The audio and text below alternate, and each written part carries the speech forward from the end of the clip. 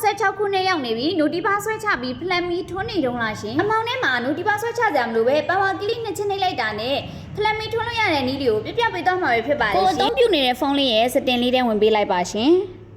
ဝင်ပြီးသွားပြီဆိုရင်အောက်ဆုံးနားလေးမှာ additional setting ဆိုတာလေးရှိရပေါ့နော်ဒီ additional setting နေရာလေးကိုဝင်ပေးလိုက်ရမှာပဲဖြစ်ပါတယ်ဝင်ပြီးသွားပြီဆိုရင်တော့ဒီထက်လေးမှာ gesture shortcut ဆိုတာလေးရှိပါတယ်ရှင်ဒီထက်လေးထပ်ဝင်ပေးလိုက်ပါနော်ဒီထက်လေးရောက်သွားပြီဆိုရင်တော့ turn on flight လဲပေါ့နော်ဒီနေရာလေးကိုနှိပ်ပေးလိုက်ပါဒီထားလေးမှာ double press တဲ့ power button ဒီကောင်လေးကိုဖွင့်ပေးထားလိုက်ရမှာပဲဖြစ်ပါတယ်ရှင်ဒါလေးဖွင့်ပြီးသွားပြီဆိုရင်တော့ကျမတို့power key လေးနှစ်ချက်နှိပ်လိုက်ရင်မီးလင်းလာပြီးတော့ပိတ်ချင်လဲဒီ power key လေးကိုနှစ်ချက်နှိပ်လိုက်ပေါ့နော်ဒါဆိုရင်တော့အလွယ်တကူပိတ်လို့ဖွင့်လို့ရသွားမှာပဲဖြစ်ပါတယ်ရှင်ဒီလေးကတော့လက်တစ်ဖက်ထဲနဲ့အရေးပေါ်အသုံးပြုလို့ရမယ် feature လေးပဲဖြစ်ပါတယ်ရှင်စီမီကြပါစေနော်နောက်ပြီးမှထပ်တွေ့ကြမယ်ရှင်တတာ